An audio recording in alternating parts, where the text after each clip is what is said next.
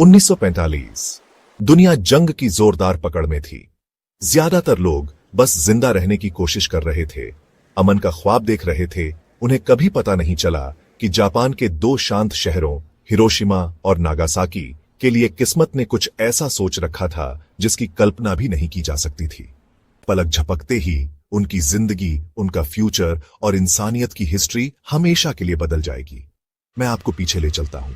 6 अगस्त 1945 Hiroshima में सुबह हर दिन की तरह शुरू हुई। लोग काम पर जा रहे थे, बच्चे स्कूल जा रहे थे, दुकानदार दिन के लिए अपनी दुकानें खोल रहे थे। बादलों के ऊपर इनोला गे नाम का एक बॉम्बर पहले से ही अपने रास्ते पर था, जो एक सिंगल तबाही मचाने वाला पेलोड ले जा रहा था। कोई वार्निंग नहीं थी, भागने का कोई चांस नहीं था, बस एक आंखें चौंधिया देने वाली चमक, तबाही की एक लहर और फिर खामोशी। 3 दिन बाद नागासाकी को अपने ही बुरे सपने का सामना करना पड़ा। एक और बम, एक और शहर सेकंडों में मिट गया। कितना नुकसान हुआ? 2 लाख से ज्यादा जानें पल भर में खत्म हो गईं और अनगिनत दूसरे लोग इंजरीज, रेडिएशन और गम से हमेशा के लिए जख्मी हो गए। इमेजिन करें कि यह कैसा था।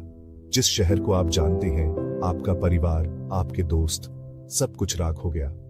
सर्वाइवर्स, जिन्हें हिबाकुशा के नाम से जाना जाता है, उन सड़कों पर भटक रहे थे जो मुश्किल से असली लग रही थीं।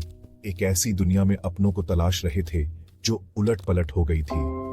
हॉस्पिटल्स ओवरफ्लो हो गए थे, पत्थरों में जल गईं परछाइयां ही कुछ लोगों की निशानी बची थीं।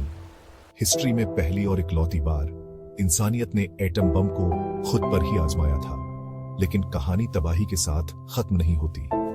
आज हिरोशिमा और नागासाकी ने खुद को फिर से बना लिया है। उनकी सड़कें लाइफ, हंसी और उम्मीद से भरी हैं। बच्चे पीस मेमोरियल के पास खेलते हैं और पास्ट के निशान खामोश टीचर्स की तरह खड़े हैं।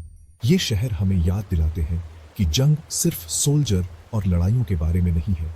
यह आम लोगों, परिवारों और अधूरे रह गए सपनों के बारे में है। तो मैं यह कहानी क्यों सुना रहा हूँ?